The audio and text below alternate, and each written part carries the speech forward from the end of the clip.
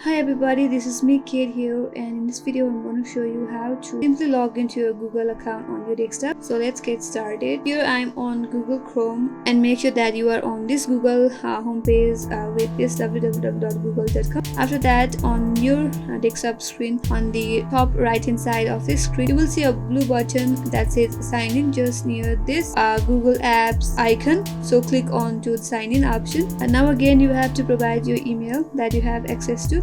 So provide your email.